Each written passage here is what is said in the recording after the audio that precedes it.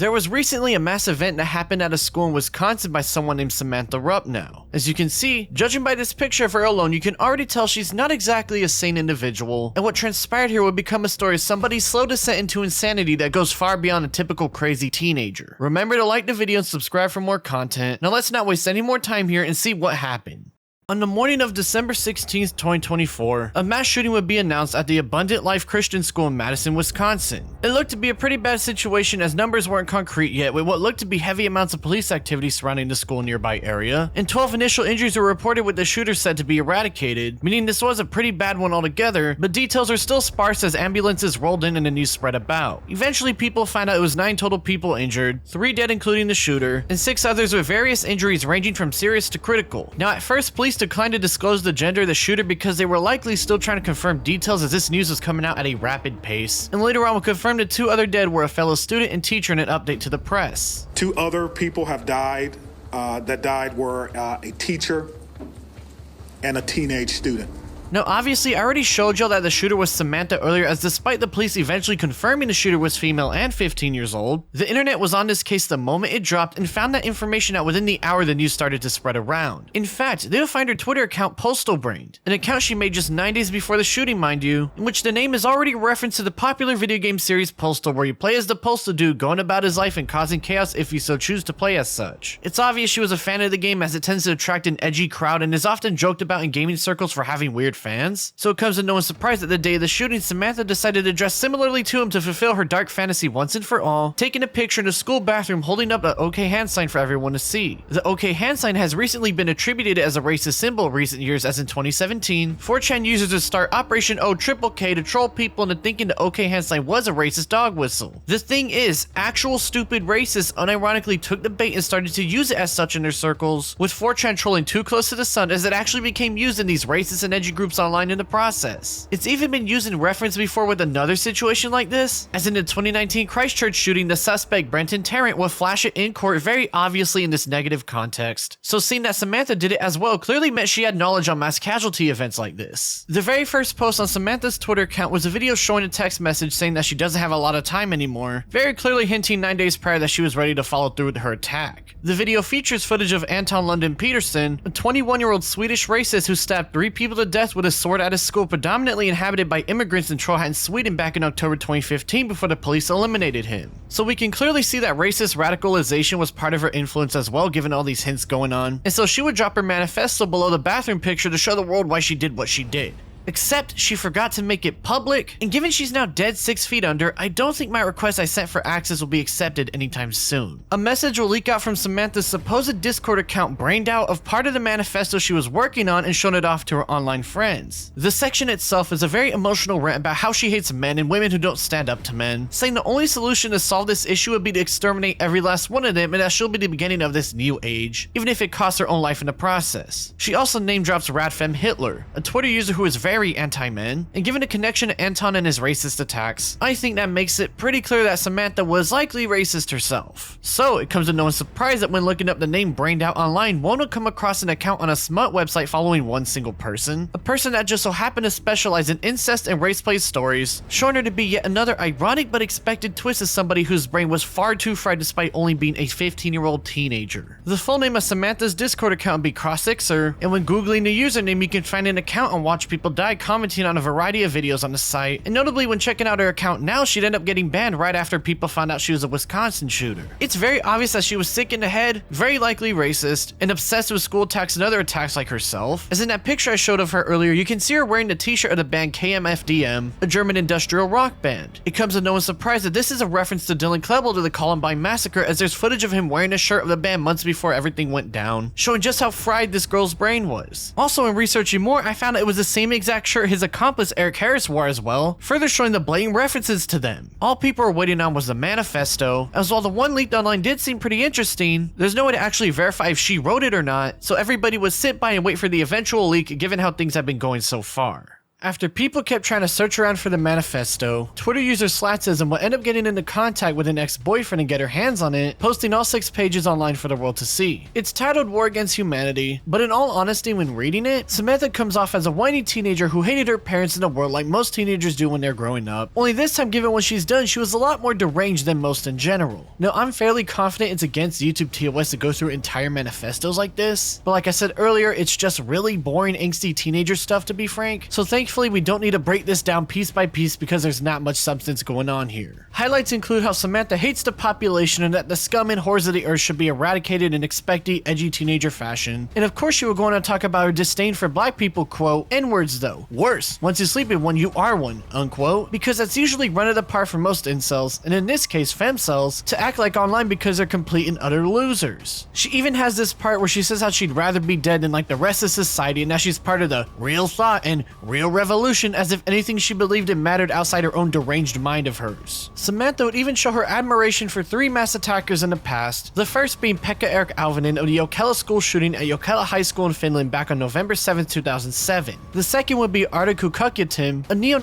who livestreamed himself stabbing random people on Facebook back on August 12, 2024 in Eskişehir, Turkey. The third would be Vladislav Roislayakov, the perpetrator of the Kerch Polytechnic College massacre on October 17, 2018, in which he killed 20 people and injured 67 before eliminating himself. It's needless to say she was obsessed with people like this, so it comes as no one's surprise that on page 4 of her manifesto she would specifically point out how incredible it was she was born exactly 2 years after Pekka's attack, again showing just how deranged she was. Pages 5 and 6 are just more Samantha whining about how her life sucked and how her parents suck and blah blah blah. And again, it's just typical teenager stuff, except in this case we just learned that she's completely deranged and thought that attacking her school to actually make the change she wanted in her state of delusion. The ending is hilarious to read though. Like, let me read it out for y'all so you can really grasp just how long gone Samantha was. The wolf hunts its prey and continues life with no other bruises or scars. There is no predator and prey anymore. It's all filth walking. There's nothing more with filth. It simply cannot die or make hunts real if only they want its value. Finally, one learns that boredom is a disease of civilization. She actually thought to herself that this manifesto was deep and thought-provoking, when all she ended up sounding like was a complete deranged person, and add that alongside her obsession with school attackers, did exactly that just to be just like them. Now what's notable about this is that the supposed leak of the manifesto I showed earlier wasn't in here, and rumors that start to spread around it was actually faked by associates to cause some chaos for their own shits and giggles. Now given how everything has gone down and some stuff I looked up in the background, I'm fairly confident this is fake and was made by people to falsely pin something on a RFH and generally fishing for attention online, but I figured to keep it in a video so y'all can understand just how much confusion there was the very moment people started looking into this, cause let me tell you, there was a lot of lies going around that are not worth trying to compile right now. People continue to dig into Samantha and find her Steam page, showing her only review being in the game Postal, and given a connection to Postal earlier by her Twitter name and attire, it was pretty clear this was her. They would also find her Duolingo account where she seems she was trying to learn German and Russian, and given a German connection and racist ties, one can easily put 2 and 2 together here. There's also this supposed DeviantArt account, but I'm not entirely 100% sure this is hers because she's made it very clear her birthday is on November 7th, whereas the account says April 6th, and knowing how much attention she wanted, lying about her age doesn't line up right to me. I personally think it's somebody who just changed her account details for attention, so I'll be moving on here. Now, alongside finding Samantha's Snapchat account when digging about her internet history, people would also find her TikTok account targeted Bloodsport. She only has 2 posts she's made herself on the site, with both not being important at all, but when scrolling through her reposts, you can see the most recent ones being of the Supreme Gentleman Elliot Rodger himself. I don't need to go into detail on that guy, but it was obvious that he was yet another influence on her negative worldview, again showing just how deranged she was. Now people were wondering how Samantha managed to get a gun, and it turns out she would go shooting pigeons with her dad before his photos would be found of her doing exactly that, so that makes sense. People would also end up finding her Tumblr account, in which a post on her birthday shows off what is suspected to be the gun used, though given it was back in 2023 it's possible it might have been another one. Either way, that part was solved pretty easily, but what wasn't solved at first was why she hated her parents so much. Like in one part of the manifesto she rants about how her mom did a lot of drugs, but given that we now know how delusional she was, it's hard to believe if that was actually true or not. However, people found out that her parents were in divorce proceedings starting from April 2014 all the way till August 2022,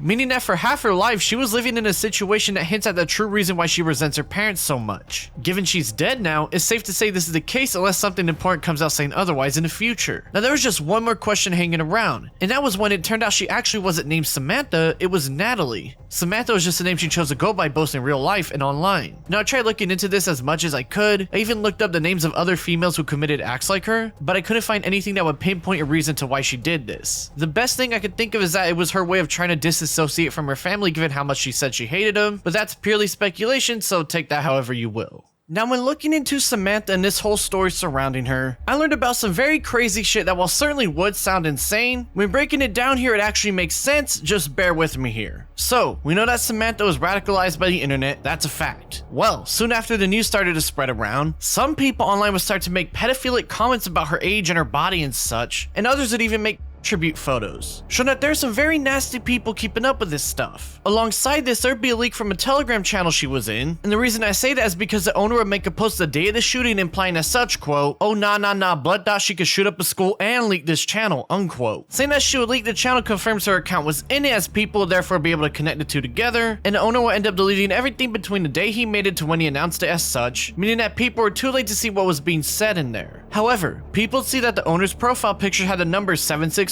in it and put in the bio that it was a 764 music and backup channel. Now what do the number 764 represent? Why, none other than an online group that extorts minors that the FBI announced was real alongside others back on September 12, 2023 in a public service announcement that day. They specifically target underage children and extort them into committing heinous acts upon themselves or others on camera, even producing CSAM content of them, in which they use all this as blackmail to drag them further into their circles and keep them under their control. There's a Wired article that goes into detail on how it was formed and the disgusting things they would have their victims do, but for now, all I'll say is that it is some very disturbing stuff involving children, animals, and ties to a satanic group called the Temple of Blood. The Temple of Blood is a United States spin-off group of the Order of Nine Angles, a UK-based satanic cult and terrorist network known for its ideology that has spread around the globe since their inception in the late 1970s. Guess what one of the very few accounts that Samantha happened to follow on Twitter be named? That's right, Temple of Blood. And though the user has since changed their name by now, it was starting to look like there was something much darker going on here than anybody could have ever imagined. Now in her manifesto, Samantha points out that Arda is a saint. That was an oddly specific word to use to refer to him as, and it turns out this word is commonly used in a Telegram, a decentralized group of Telegram accounts and channels that use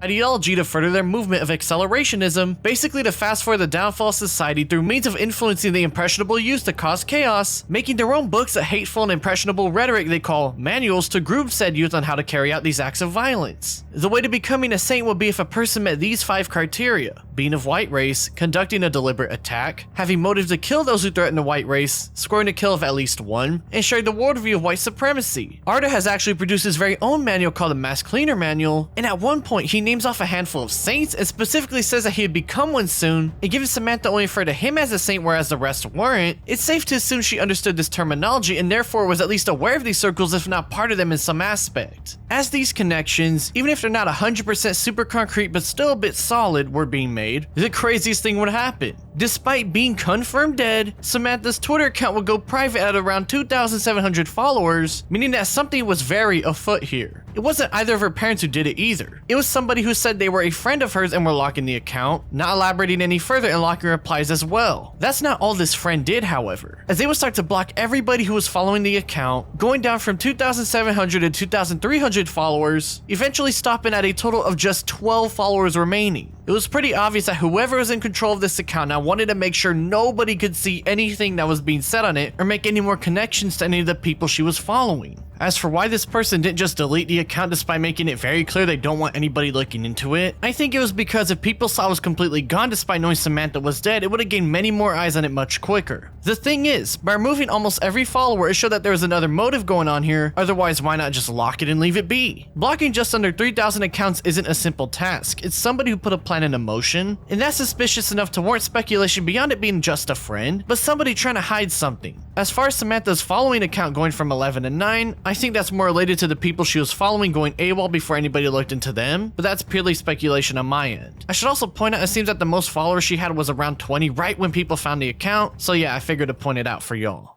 I know that last part was a little bit crazy sounding, but after looking deeper behind the scenes into these groups, these are real and dangerous threats out there on the internet and in real life. I know the FBI is involved in this case as they were seen on the school within mere minutes after the news broke, so clearly they're gonna do their own job to figure out what exactly is going on here. The police also raided the home of Samantha that very day as well, and they were going in and out all night long as they removed the entire front door. Given it was said her family is being cooperative with the authorities, it's safe to assume they're going through her electronics right now this very moment and gathering evidence up for a future report. An article from the Wisconsin State Journal will go into more detail on the shooting's effect on the community, such as that Samantha was new to the school that year and kept to herself pretty much the entire time, showing just how cut off she was from her peers and people around her. It would also report that just a day after the shooting, people were calling in swatting attempts saying there was a person outside with a weapon, and notably these swatting calls are coming from the Suicide and Crisis Lifeline number 988, meaning that whoever these people are clearly know what they're doing as they're being a bit cheeky with it. While I have no idea if the people involved are connected to the groups it just went over or not, it's clear this event has garnered the attention of some unsavory individuals online. Also, my theory that a member from one of those groups I mentioned earlier was privating her Twitter and blocking off followers seems to hold some merit, as on December 18th, 2024, just a few days after the shooting, a 20-year-old online friend of Samantha's get arrested in Carlsbad, California for planning out his own mass casualty event at a government building the same day she did hers. His name is Alexander Pfaffendorf, and during an FBI interview he would admit, quote, Pfaffendorf admitted to the FBI agents that he told Rupnow he would arm himself with explosives and a gun and that he would target a government building, unquote. While we don't know if he was serious or not, the police end up raiding his home and carry out a large black gun box, showing that he might have just gotten cold feet himself. An interview with an old neighbor on TMZ would shed more light on Alex, with them saying he was very secluded and creepy overall. Did you ever